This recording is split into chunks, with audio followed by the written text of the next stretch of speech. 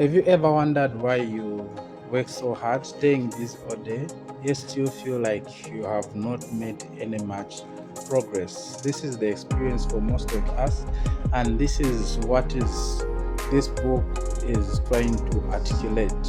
And most of the times, you try to find that this is not as a result of low efforts, but basically where our efforts are going. So the book for this week is entitled The 80-20% Principle.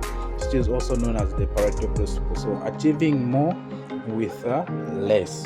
So the book, the main concept of the book is trying to say like 80% of the results come from 20% of the efforts. And some of my key takeaways is that one, the first thing is that being busy does not mean being effective. There are some people whereby I find that they are busy all day, they are doing almost everything, but they're trying to see the progress in their life. There's nothing.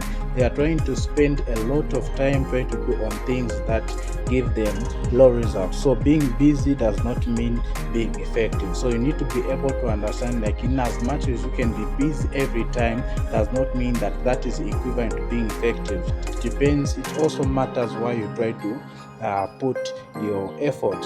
Second thing is also about focus. So try to focus on things that matter the most. So come to realize that there are certain few things which are the author tries to say that the 20%. So try to identify and focus on those 20% that give you much result or greater impact than trying to spend your time trying to do everything else that will end up exhausting you and not giving you the greater results that you might want.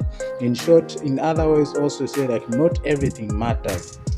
Not everything matters. You don't have to say yes to everything or to do everything for you to seem to be doing great, but actually you have to just do the few things that give you greater result.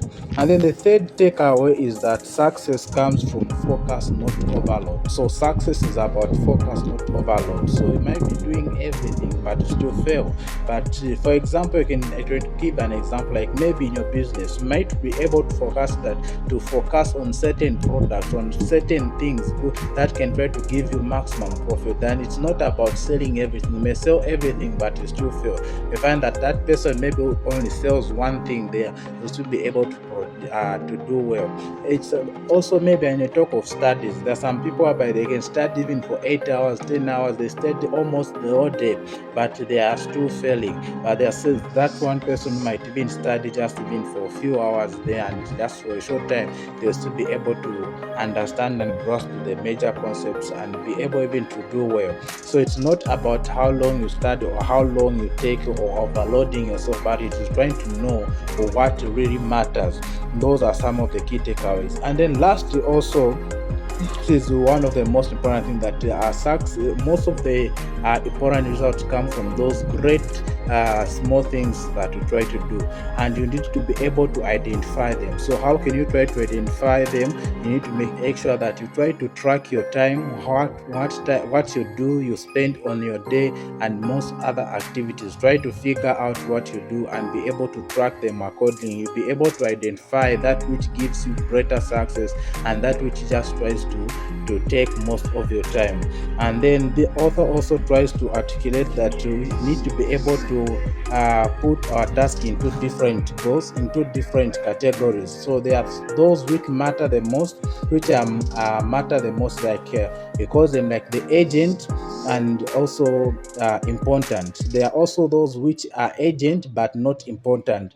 There are some which are not agent but important, and lastly there are some which are not agent and not important, or which you definitely have to eliminate. So in the first quadrant there, the first category, for those which are agent and important, you need to make sure that you do them immediately. Those which are important but not agent, you try to make sure that you schedule them. And then those which are not agent but important, you have to make sure that I mean, those which are not urgent but not important, make sure that you delegate, and those which are not urgent and not important, make sure that you eliminated them out, or because they give you less impact or less result, or actually maybe just even waste your time at all. So those are some of my highlights from the book. It is quite a very interesting book, and can help you in your productivity.